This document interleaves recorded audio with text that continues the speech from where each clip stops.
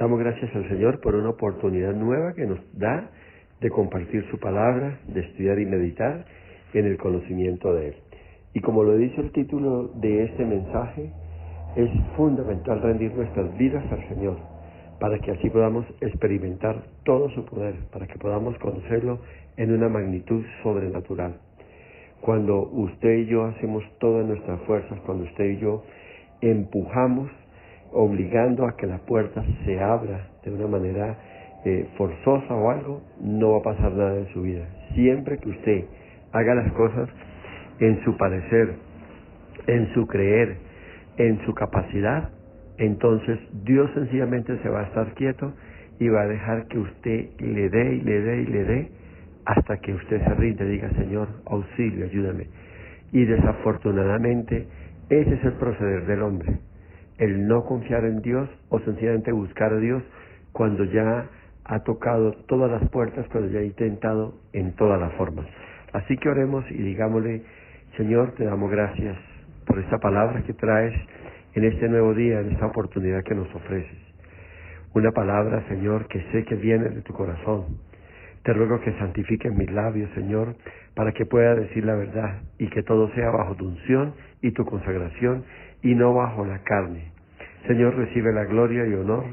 Queremos oír lo que nos dices desde tu corazón en estos tiempos tan difíciles, en estos tiempos de tanta independencia, de tanta ignorancia e incapacidad de parte nuestra, Señor. Queremos rendir nuestras vidas a ti, rendirnos a tus pies para poder ver la manifestación de tu gloria y tu poder. En el nombre de Jesús te agradecemos por todo lo que nos enseñas y nos compartes por medio de tu palabra. Amén y amén. Y en el Evangelio según San Juan, en el capítulo 2, dice así: al tercer día se hicieron unas bodas de Caná de Galilea, y estaba allí la madre de Jesús, y fueron también invitados a las bodas Jesús y sus discípulos. Y faltando el vino, la madre de Jesús le dijo: no tienen vino. Y Jesús le dijo: ¿qué tienes conmigo, mujer? Aún no ha venido mi hora. Amén y amén. Y bueno, el escenario es el siguiente. Se encuentra Jesús, se encuentran sus discípulos, su mamá María, están en una celebración de las bodas de algún amigo, algún familiar o algo. Y las bodas en ese tiempo duraban de 5 a 7 días. No se cuenta el tiempo que llevaba de celebración, pero llegó un momento en que se les acabó el vino. María le dice a Jesús: hijo, se acabó el vino.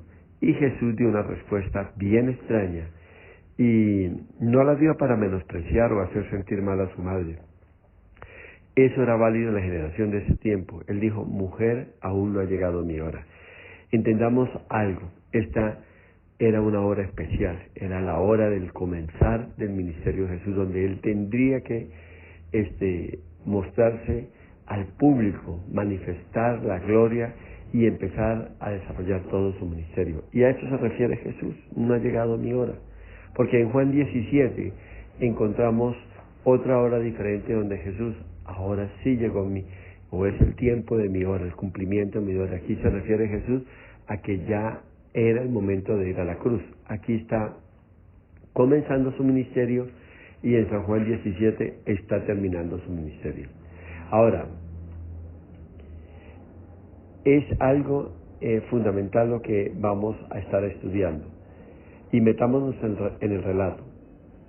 Jesús ve que algunos levantan su copa y beben, pero que aún queda un poco de vino. Y los encargados de repartirlos, ellos sí se perciben que las aguas, que el lugar donde tienen almacenado el vino se está agotando. Tal vez ya quedaba para 1 o 2 rondas y ellos advierten. Si se pudiera ver y echar una mirada sobre las mesas, encontramos que los vasos tenían aún vino, pero en el lugar donde se estaba despachando el vino ya se estaba agotando. Ahora, ellos anticipan que algo iba a pasar, y luego aparece el anfitrión preocupado diciendo: nos quedamos sin vino. Y mira a su alrededor y de verdad los estanques donde se guardaba el vino ya están terminándose. Ahora llegó un momento más crítico. Se reparte la última ronda, pasan unos minutos, los vasos se desocupan y definitivamente ya no queda vino. Y el versículo 6 dice, y estaban allí 6 tinajas de piedra para agua conforme al rito de la purificación de los judíos, y en cada una de las cuales cabían de 2 a 3 cántaros. Estamos hablando de más o menos de 30 galones de agua. Estas eran para un rito especial de purificación que se hacía para lavar algunas personas en un acto sagrado que se hacía después de que las mujeres tenían su periodo, y algunos procesos de limpieza y santificación cuando la gente se contaminaba por algunas situaciones específicas. Entonces eran tinajas especiales dedicadas a la consagración de unos actos especiales que practicaban los judíos. Y allí estaban esas 6 tinajas, tenían agua. Ahora, entienda un poco esto porque es importante que aclaremos. La gente dice Jesús convirtió el agua en vino, pero en realidad lo que la gente piensa es, se hizo o había un vino, un jugo de uva, y que tal vez estaba en un proceso de fermentación, pero que no estaba completo, y Jesús metió su mano y desarrolló algo de alcohol en ese vino y se convirtió en el vino que conocemos, es el vino que embriaga. De ese vino no es el que habla aquí la Biblia. Está hablando de un vino celestial y representa el vino del Espíritu. ¿Por qué el vino del Espíritu? Porque es que hay un vino que trae una alegría al corazón, una alegría, un contentamiento ficticio, producido por el alcohol y la descomposición de la uva, de la sidra, de la manzana, de donde venga el vino. Y este es un vino que produce ese gozo y ese contentamiento de saber que estoy a cuentas con el Señor, que estoy bien con el Señor, que seguramente es el gozo que usted está sintiendo, de saber que hay una seguridad de que si Cristo viene, nos vamos con Él. Ese es el vino del Espíritu, ese es el vino del que se refiere. Recuerde que Jesús siempre trató de dejar una enseñanza eterna. Jesús siempre, en cada vivencia, en cada experiencia, estaba dejando una enseñanza para la iglesia, para nosotros hoy. Entonces no estamos hablando de ese vino que embriaga, de ese vino que emborracha, de ese vino que usa el mundo. Y entonces, cuando ya no hay vino, cuando ya la hora es crítica y cuando ya va a ser el tiempo de que de pronto sea avergonzado y quede en vergüenza el anfitrión, el que ofrece su fiesta o ofrece la fiesta, y es muy penoso si usted organiza una reunión y se queda sin bebidas, se queda sin comida, y donde se ve que hubo una muy mala planeación de todo, una muy mala organización, y esto es lo que está empezando a sentir este hombre, vergüenza y todo. Y en ese momento crítico, en ese momento de angustia, es donde aparece la hora del poder de Dios. Llega al final de los recursos del hombre natural. Su hora había llegado. El momento, cuando Jesús dice mi hora no ha llegado, se está refiriendo, el vino no se ha acabado. Porque es que la hora de manifestarse Dios es la hora crítica, es la hora cero, donde ya no hay nada que hacer, donde ya todo se ha probado.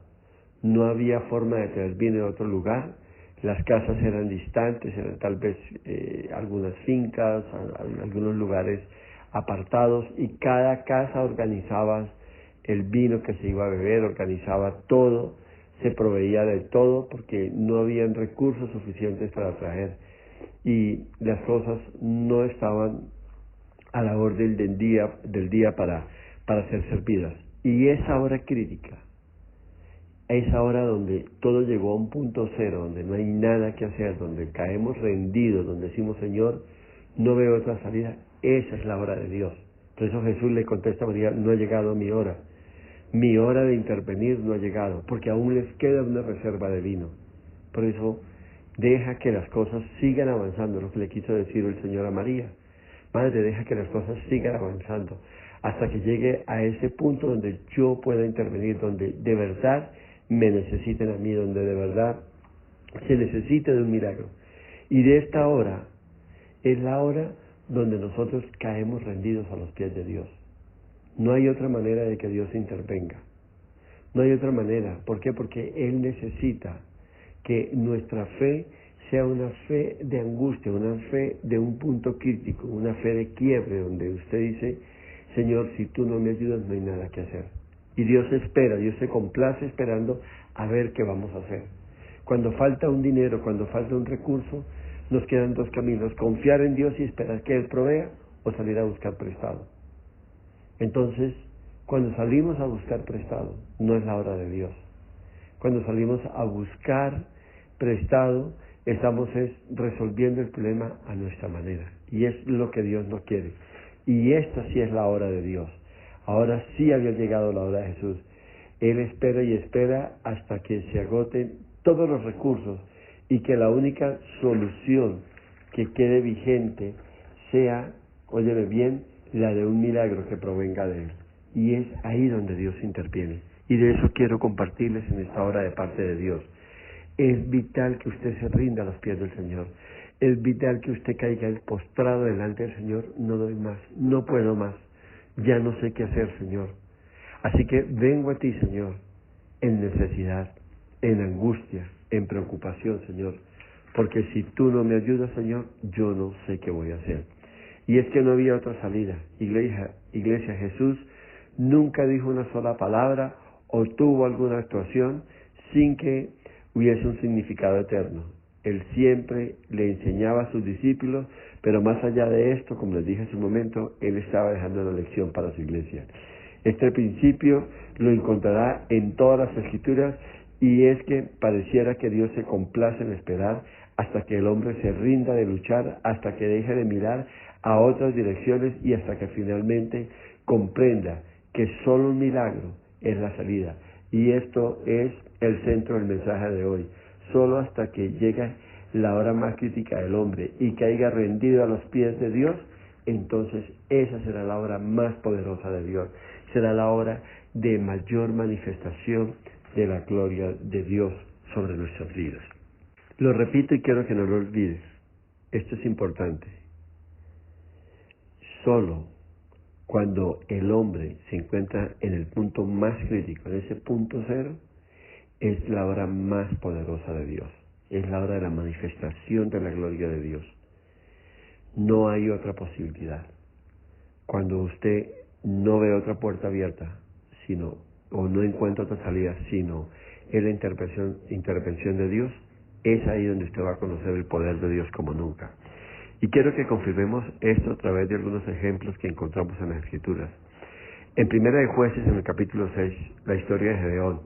Y según las Escrituras, Israel se encontraba totalmente empobrecida. Los madianitas, estos venían y se plantaban en el corazón de Israel. Y venían con su gente, con camellos, con animales, y despojaban la tierra de sus cultivos. Tomaban sus rebaños, su ganado, y la Biblia dice que Israel estaba en extrema pobreza. Estoy hablando de Jueces capítulo 6.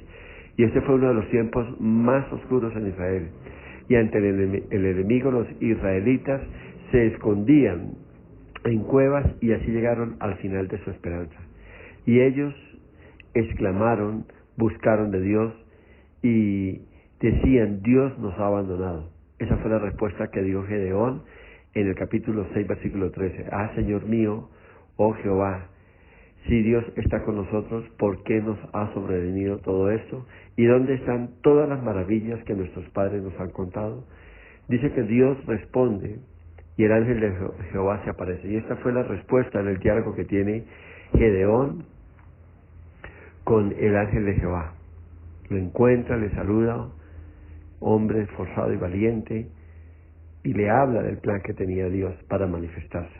Pero Gedeón no cree. Gedeón no cree porque Gedeón está viendo es muerte, está viendo angustia, está viendo pobreza, está viendo ruina, está viendo persecución, está viendo dolor, y él no puede aceptar eso. No ve, no ve las cosas como Dios las está viendo.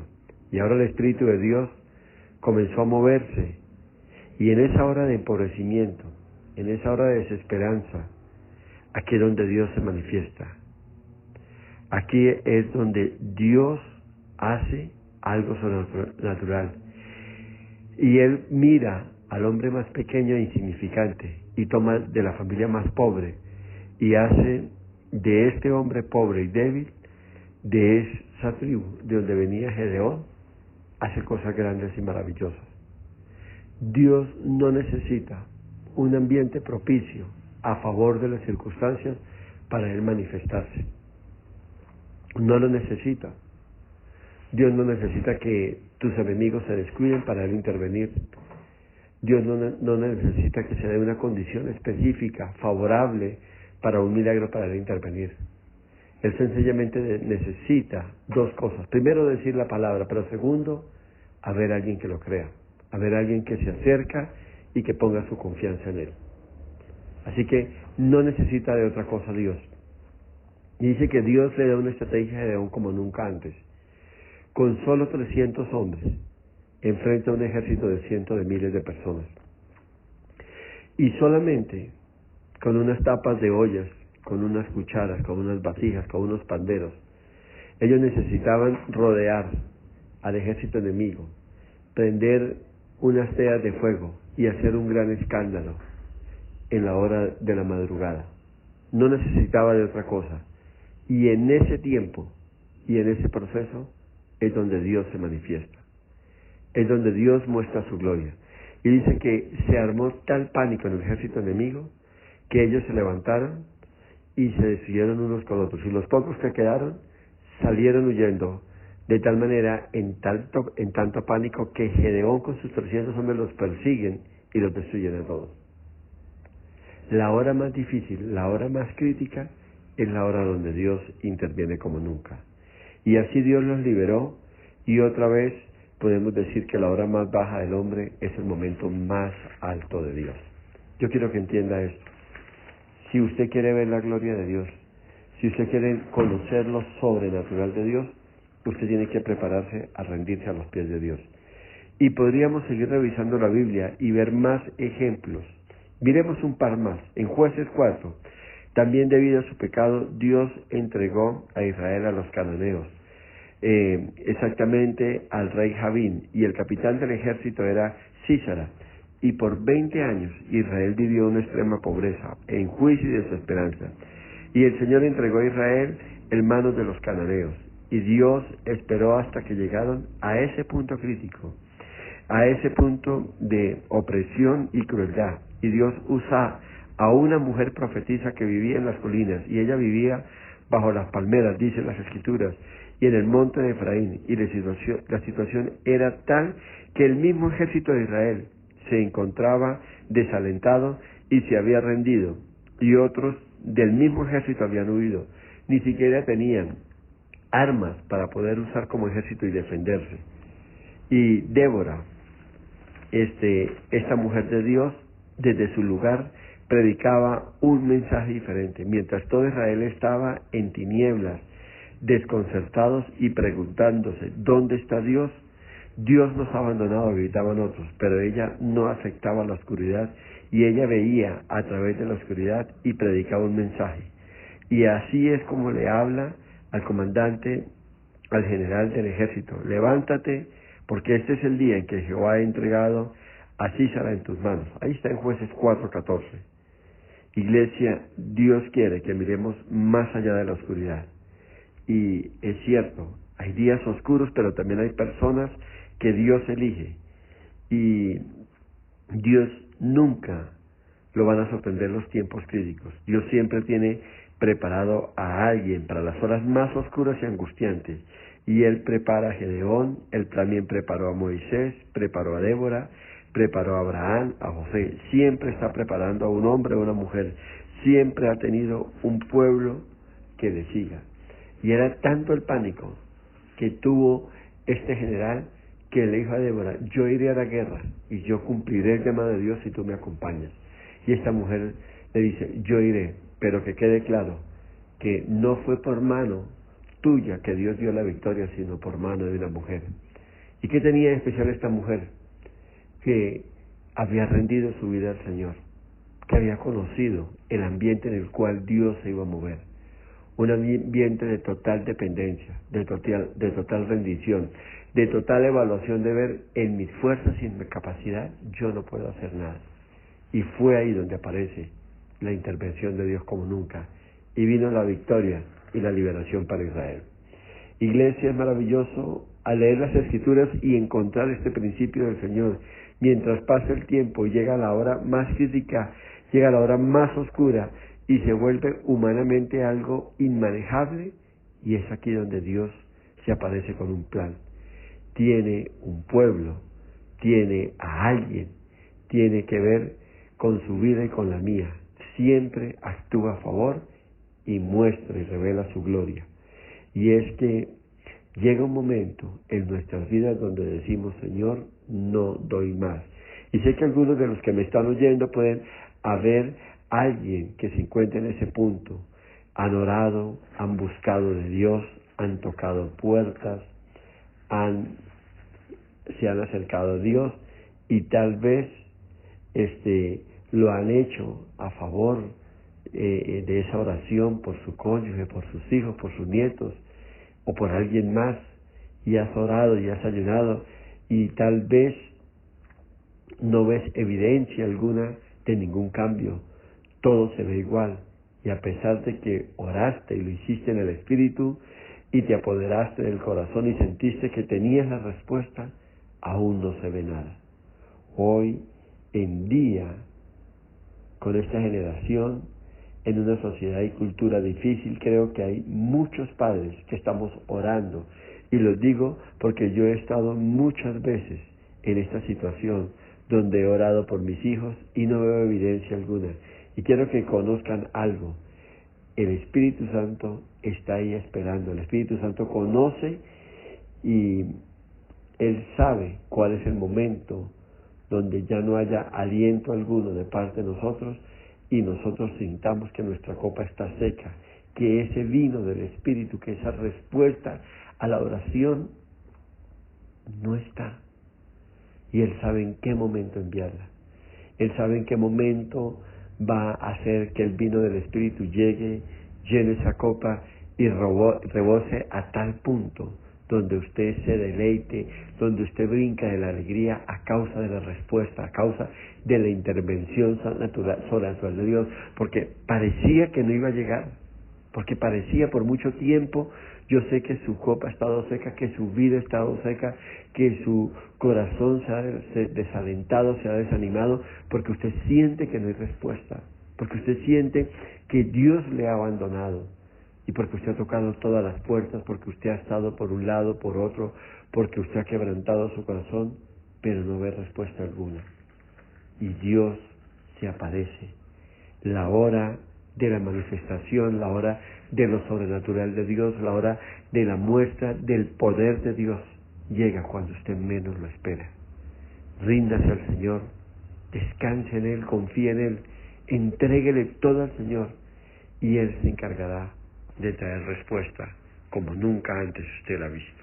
Ahora miremos esto aplicado a nuestras vidas el día de hoy. En Isaías 60, el versículo 1 y 2 dice así: levántate, resplandece, porque ha venido tu luz y la gloria de Jehová ha nacido sobre ti. Porque he aquí que tinieblas cubrirán la tierra y oscuridad las naciones, mas sobre ti amanecerá Jehová y sobre ti será vista su gloria. Amén y amén. Y aquí Isaías está hablando de los últimos días, y él está profetizando en medio de una gran oscuridad, y habrá una gran luz que surge, y los gentiles, los incrédulos vendrán por miles de millones a la luz. Esto aún no se ha cumplido. La gran oscuridad comenzó cuando Jesús vino a la cruz y Él anunció, Él dijo: este es tu poder de oscuridad y esta es tu hora de poder.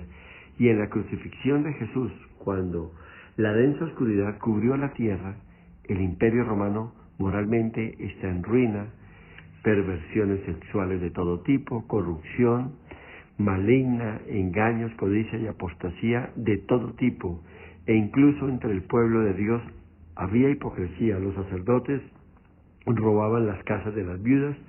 Isaías miró a través del tiempo, incluyendo nuestros tiempos, y vio una gran oscuridad. Iglesia, hay una gran oscuridad en la tierra y una oscuridad en las naciones. Eso es una muestra del infierno, de lo que es el hombre cundido totalmente por el pecado. Y vino la visión a Isaías. Jesús estalló como una gran luz que disipó toda oscuridad. Y quiero reafirmar algo. En estos días de oscuridad, Jesucristo sigue siendo el mismo. Él ha venido a acabar con la oscuridad. Iglesia, no permita que su corazón decaiga en la oscuridad. Los pecados de la humanidad, las perversiones que hoy vemos, que no se turbe su corazón en medio de esto, dijo el Señor. No permita que nada lo derribe en medio de esta densa oscuridad. Hay algo mayor de parte de Jesús, es su luz, y hoy Jesús sigue siendo la luz del mundo. Veamos algunas razones por las cuales hoy está dispuesto un gran avivamiento del Espíritu Santo y habrá un gran despertar del Espíritu en el pueblo de Dios, a causa del mover sobrenatural del Espíritu Santo en estos tiempos de oscuridad. Estos tiempos de oscuridad son los tiempos en el que viven las personas y el mundo que no tienen a Cristo. Aún la misma iglesia, óigame bien esto, aún la misma iglesia que no tiene un nivel de fe, que se mueve en su manera de ver, en su manera de pensar, en su manera de actuar, y que deja de lado el mandamiento de Dios, que deja de lado la forma como Dios quiere moverse en medio de su pueblo, ese pueblo también está en la oscuridad. Es increíble, pero hay iglesia, hay hijos de Dios que están en la oscuridad, pues no han venido a la luz, no se han adentrado en la luz, no han quebrantado su corazón delante de Dios, no han rendido su vida al Señor, no están haciendo la perfecta voluntad de Dios. Vienen a la iglesia, cantan, adoran, hablan del Señor, cargan una Biblia, oyen unos signarios, o tienen unos signarios, oyen unas canciones, se conectan con algunas prédicas, dicen aleluya, alaban y glorifican a Dios, pero su corazón está lejos de Dios. Y esa persona también está en la oscuridad. Y el Espíritu Santo prepara a su pueblo antes de hacer la manifestación de su poder. Y en primer lugar quiero que entienda esto: el Espíritu Santo testifica a nuestro espíritu que somos hijos de Dios. Hebreos 10:16 dice: y este es el pacto que haré con ellos. Después de aquellos días, dice el Señor, pondré mis leyes en sus corazones y en sus mentes, y las escribiré, y nunca más se acordarán de sus pecados. Y está hablando de esa importancia de no solamente recibir a Cristo en su corazón, sino de tener la experiencia de un nuevo nacimiento, de ser llenas sus copas de ese vino nuevo, de ese vino fresco, de ese vino del Espíritu.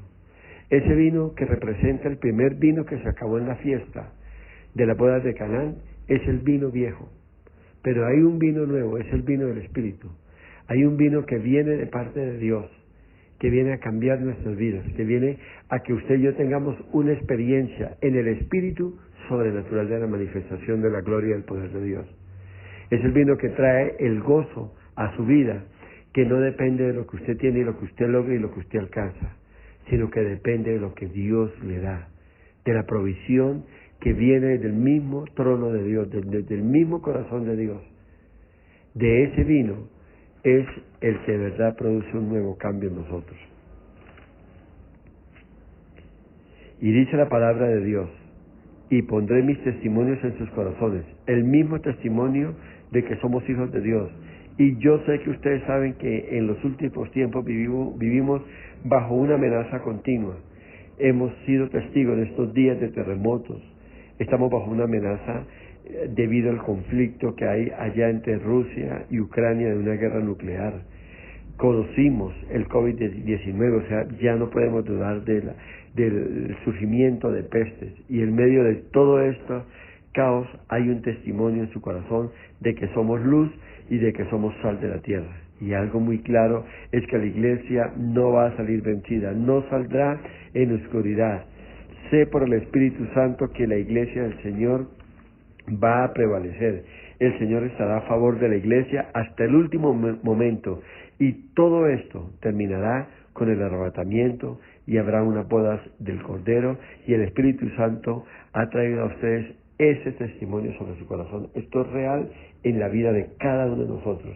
Y en una época de decadencia de la iglesia, cuando los fundamentos doctrinales se están resquebrajando, el Espíritu trae una convicción de que el Señor está atento a su pueblo, a ese pueblo santo, a ese pueblo fiel y que en Él confía. Y es doloroso, pero el Espíritu Santo está abandonando denominaciones enteras, especialmente aquellas que han dado paso a la apostasía, pero al mismo tiempo Él conmueve los corazones de un pueblo fiel y agita los corazones piadosos. Yo no sé si usted, pero yo tengo una agitación en mi corazón como nunca. No es algo emocional, es algo profundo en mi ser interior. Así es como Dios trabaja. Él no abandona generaciones piadosas y la sangre que el Señor derramó en la cruz, esta permanece disponible para ser derramada sobre aquellos que se dispongan y acepten al Señor como su Salvador. Y en estos últimos días hay un testimonio del Espíritu Santo y habrá una reunión de graduación que está preparándose en el reino de los cielos. La segunda razón es que el Señor se mueve en mi corazón y le habla a mi corazón. Y he predicado por casi 30 años y sé que he conocido la voz de mi Señor. Y hoy les hablo desde el corazón del Señor. Y es que su espíritu se está aferrando a su pueblo, que tiene un espíritu de oración. Y es de no creer, pero sé, y se lo digo al Señor, que hay iglesias y hay pueblo de Dios que se reúne en torno a la oración para buscar el rostro del Señor. Y a pesar de la apostasía, a pesar de la liviandad, a pesar de los tiempos que estamos viviendo, hay un pueblo entregado, hay un pueblo consagrado, hay un pueblo que busca el rostro de Dios, hay un pueblo que ama al Señor. Y yo sé que muchos de los que me están oyendo, y quisiera que todos pudieran decir amén, quisieran que todos dijeran, yo formo parte de ese pueblo. Y aún ese remanente que busca al Señor con todo su corazón y toda su alma y todas sus fuerzas, está ahí y Dios está en medio de ellos. Hoy la iglesia se mueve bajo una unción de conferencias, una unción de retiros, de encuentros, de conciertos, pero también sé que hay muchos en el Señor que están buscándolo de todo corazón y están dando paso a la oración, a la búsqueda, a la entrega. Y es cuando un espíritu de oración se apodera de la iglesia. Entonces el Espíritu se manifiesta con poder y se revela su palabra, se revela sus promesas, su confianza en Dios. Y es cuando Dios hace cosas sobrenaturales a favor de su pueblo. ¿Recuerdas a Daniel? Daniel recibe una revelación de los 70 años de exilio en Babilonia. Y esos 70 años estaban ya por terminar. Él vio la promesa que le dio el Señor a Jeremías, y las Escrituras nos muestran que él se postró ante Dios y comenzó a ayunar y a orar y a interceder ante el Señor por haber recibido tan grande promesa que estaba ya por cumplirse. Me gusta el mover que está trayendo el Espíritu Santo en nuestra iglesia, hablando personalmente. Y digo porque nos ha inquietado reunirnos desde antes de empezar el culto a tener un tiempo de oración. Y hemos recibido el encargo de Dios de buscarle y de correr el tiempo del culto una media hora antes de lo que teníamos programado para que nos reunamos para orar y que se vuelva parte del culto. Y es que ese espíritu de oración tiene que caer sobre la iglesia en estos tiempos. Es lo que empieza a hacer que se manifieste Dios de una manera sobrenatural. Entonces, qué importante es que seamos llenos del Espíritu Santo. Qué importante es que convencemos a pasar bastante tiempo en la presencia de Dios, quebrantando nuestro corazón y exponiendo nuestra necesidad de Él, buscándole fervientemente. Es importante estar en Él, buscarlo de todo corazón. Es importante aprender a confiar, pero algo más, es importante aprender a depender de Él. Es importante aprender a conocer el corazón de Dios. Y ahí es donde Dios quiere que toda la iglesia llegue. Y es que de esta manera, cuando lleguen nuevos nacidos en el Espíritu, nuevos convertidos, ellos van a empezar a experimentar lo sobrenatural del Señor. Y yo sé que este espíritu de oración se está apoderando de toda la iglesia en general, porque eso traerá un toque de arrepentimiento y salvación para muchos que están perdidos en el mundo de oscuridad. La iglesia tiene que hacerse notar. La iglesia tiene que hacerse notar, y no por lo que se está haciendo notar hoy. La iglesia está afanada por conseguir las cosas que el mundo ofrece. Entonces el pueblo está afanado por tener el último carro, la mejor casa, y participar en la mejor universidad, ponerse las mejores ropas, y esa es la forma que quiere hacerse notar. Y lo tremendo es esto, que el mundo que se mueve en esa dimensión, eso no lo mueve, no lo toca. Ellos están esperando ver algo diferente. Pero si la gente del mundo que disfruta de estas cosas que acabo de mencionar, que forma parte de su vida, lo ven en usted, a él no lo va a mover. Si usted tiene un carro de X marca y usted ve a otra persona con ese carro, a usted no va a despertar nada en usted. Pero si la gente empieza a ver en la iglesia algo que ellos no tienen, la paz que sobrepasa todo entendimiento, el gozo que solamente viene de Dios a pesar de... Si la gente empieza a ver en el pueblo de Dios la alegría, la bendición, la esperanza, la confianza, la fe, la dependencia en Dios, que ellos no lo tienen y que no lo pueden comprar, eso marcará la diferencia. Si el mundo empieza a ver a una iglesia que ora y pide respuesta a Dios y clama a Dios y Dios le responde, ellos van a querer tener eso. Pero lo que ya tienen no. Entonces yo no sé de dónde salió que la iglesia debe conquistar, debe poseer, debe tener todo aquello que el mundo tiene para poder ganarse al mundo. De ninguna manera. Siendo igual a ellos no nos vamos a ganar. Si usted se sienta con los borrachos y se emborracha, usted no se va a ganar a un borracho. Pero si usted no se sienta con el borracho, si usted está siempre llevando una palabra de esperanza, dando un testimonio de vida y viviendo en plenitud de gozo, de contentamiento y felicidad, sin necesidad de ingerir una sola copa de licor, ellos sí van a ser impactados. ¿Usted cómo puede ser feliz, cómo puede estar contento sin tener lo que yo tengo? Y es que ese vino nuevo es el que tiene que tener la iglesia. Ese vino que viene del Espíritu. Esas cosas que solamente Dios puede dar. No es lo que el mundo ofrece. Así que por favor deje de correr por lo que el mundo ofrece. Ahora, me gusta cómo termina la historia. Me gusta cómo termina la historia de la iglesia, o de la boda de Canaán, perdón. Me gusta cómo termina porque es algo glorioso. Y es que hay algo maravilloso allí. Hay algo glorioso allí que quiero que usted vea y que usted entienda.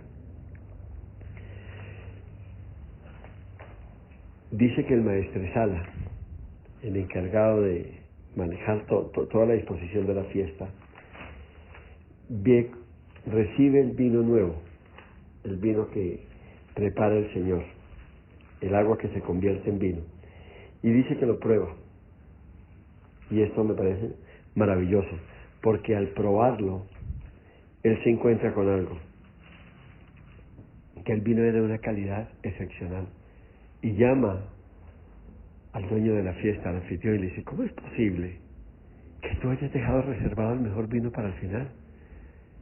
Si normalmente, si mi experiencia me dice que la gente da el mejor vino al principio y después da ya cualquier cosa, pero tú has hecho algo diferente. Iglesia, ¿sabes algo? El mejor vino está reservado para el final. Lo mejor de Dios está reservado para estos tiempos. Lo mejor de Dios viene para su vida.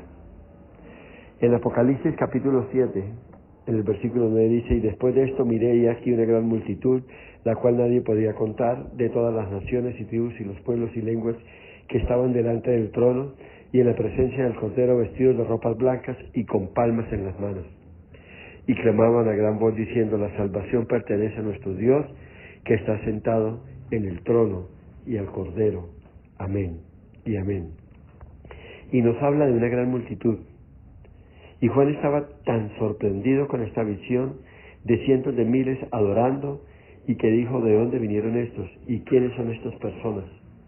Y la respuesta en el versículo 14 la encontramos, y dije: Señor, tú lo sabes. Y él me dijo, estos son los que han salido de la gran tribulación y han lavado sus ropas y las han emblanquecido en la sangre del Cordero. Amén y amén. Qué maravillosa y gloriosa esta visión de lo que es la iglesia. Cientos de miles y miles que quebrantaron su corazón, que entregaron su vida al Señor, que caminaron tomados de la mano de Dios, que se acostumbraron a depender de Dios, a esperar y confiar de Dios. Para ellos hay reservado un lugar especial en la patria celestial. Han sido salvos a través de toda la historia de la humanidad, incluyendo a los cautivos que se encontraban esperando al Salvador en el seno de Abraham. Estos salieron de un mundo de pecado y oscuridad. ¿Y cómo fue esto? Alguien les predicó, alguien les presentó el plan de salvación. Iglesia, la luz de Cristo aún brilla, y así sea en medio de tiempos de oscuridad y confusión, Jesús vive y reina para siempre. Él está tan vigente. Iglesia, el punto es este: no importa cuán oscuro se ponga o cuán difícil sea todo, no podemos dejar de hacer lo que Dios nos pidió que hiciéramos. No podemos abandonar lo que Dios nos pidió. Tenemos un gran compromiso, llamada la Gran Comisión. Pídele a Dios fortaleza, pídele a Dios poder y unción para hacer su obra hasta que tengas el último aliento de vida o hasta que Jesús venga. Iglesia, pida a Dios que mientras el Señor nos permita estar predicando la palabra, seamos portadores de ese vino nuevo, de ese vino fresco, de ese vino del Espíritu, de ese vino que trae el verdadero contentamiento, que trae gozo, y el gozo que no depende de las circunstancias que esté viviendo, el gozo por saber que mi vida está completa en el Señor, el gozo de saber que estoy a cuentas con Dios y que todo está preparado para disfrutar lo mejor de lo mejor en el Señor. Les bendigo, les deseo lo mejor, y no lo olvide, el vino mejor o el mejor vino ha sido reservado para el final. Estos son tiempos especiales de Dios. Y recuerde, no os embriaguéis con vino en el cual hay disolución, sino más bien ser llenos del Espíritu Santo. Y el vino que estamos hablando es el vino del Espíritu, el vino que viene del agua. Recuerde que el Señor dijo que de nuestro interior correrían ríos de agua viva. Y de esa agua fue la que Dios usó para convertirla en vino. Algo fresco, algo maravilloso, algo glorioso que ha cambiado nuestras vidas. Les bendigo, les deseo lo mejor del Señor y que Dios permita que podamos permanecer firmes hasta el final. Y que por sobre todo, en tiempos de oscuridad, en tiempos donde estemos en el punto más bajo, en el punto cero, usted pueda ver la gloria de Dios como nunca antes le ha visto. Que el Señor les colme de todo bien, dirija sus pasos y los llene de su presencia. Amén y amén.